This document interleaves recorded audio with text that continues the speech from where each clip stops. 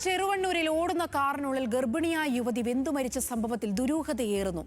അപകട കാരണം short circuit അല്ലെന്ന് ഫോറൻസിക് സംഘം സ്ഥിരീകരിച്ചതോടെ ഭർത്താവ് റിജിൻ ലാലിനെതിരെ ഗുരുതര ആരോപണമാണ് ഉയരുന്നത്. സോനയുടെ മരണം ആസൂത്രിതമാണെന്നും മറ്റൊരു ബന്ധത്തിനു വേണ്ടി യുവതിയെ ഒഴിവാക്കാനായി കൊലപ്പെടുത്തിയതെന്നുമാണ് കുടുംബം സംശയിക്കുന്നത്.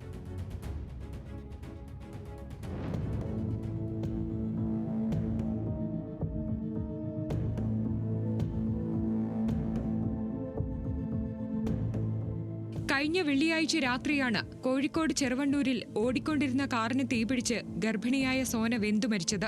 പ്രാഥമിക ഘട്ടത്തിൽ അതൊരു സാധാരണ വാഹനാപകടമാണെന്നാണ് വിലയിരുത്തപ്പെട്ടിരുന്നത്. അപകടത്തിൽ പൊള്ളലേറ്റ ഭർത്താവ് റിജിൻലാൽ നിലവിൽ ആശുപത്രിയിൽ ചികിത്സയിലാണ്.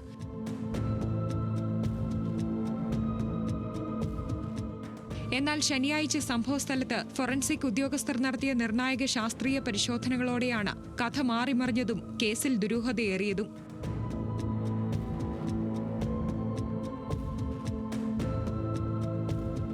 സാധാരണ ഇത്തരം കാർ അപകടങ്ങളിൽ കാരണമാകാനുള്ള ഷോർട്ട് സർക്യൂട്ടല്ല ഇവിടെ വില്ലനെന്ന് ഫോറൻസിക് സംഘം വ്യക്തമാക്കി. വാഹനത്തിന്റെ വയറിങ്ങുകൾക്കൊന്നും തകരാറില്ല.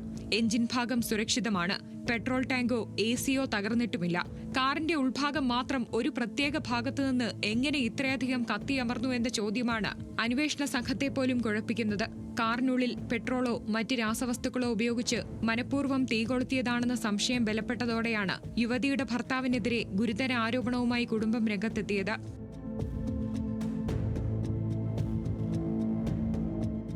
സോനയും റിജിൻലാലും പ്രണയിച്ചാണ് വിവാഹം കഴിച്ചത്.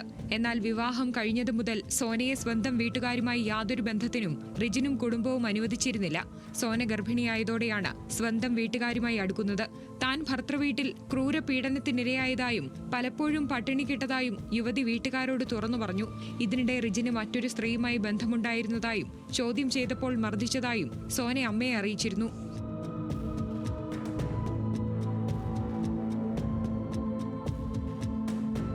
അപകടം നടന്ന സമയത്ത് റിജിന്റെ പെരുമാറ്റത്തിൽ അസ്വാഭാവികതയുണ്ടായിരുന്നതായി കുടുംബം ആരോപിക്കുന്നു. വയൽ പ്രദേശത്തെ തോട്ടിനരികെയാണ് കാറിന് തീപിടിച്ചത്.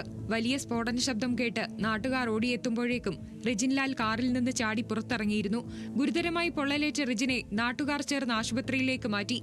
കാറിന്റെ പിൻസീറ്റിൽ കിടക്കുകയായിരുന്നു സോന. തീപിടുത്തത്തിൽ കാറിന്റെ മുകൾ ഭാഗം അടർന്നു വീണതിനാൽ പുറത്തുനിന്നുള്ളവർക്ക് പെട്ടെന്ന് കാണാനായില്ല.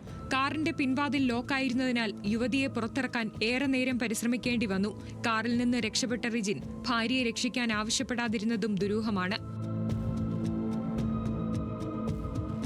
സോനയെ പിൻസീറ്റിലിരുത്തി മനഃപൂർവ്വം കാർ കത്തിച്ചതാണെന്നാണ് കുടുംബവും നാട്ടുകാരും ആരോപിക്കുന്നത്. മറ്റൊരു സ്ത്രീയുമായുള്ള ബന്ധത്തിന്റെ പേരിൽ യുവതിയെ ഒഴിവാക്കാൻ റിജിൻ ചെയ്ത പദ്ധതിയാണോ എന്നും സംശയമുണ്ട്. ഫോറൻസിക് പരിശോധനയിൽ പോലും അപകട കാരണം കണ്ടെത്താനാകാത്ത സാഹചര്യത്തിൽ വിശദമായ ഉന്നതതല അന്വേഷണം വേണമെന്നാണ് സോനയുടെ കുടുംബത്തിന്റെ ആവശ്യം. ന്യൂസ് മലയാളം, കോഴിക്കോട്.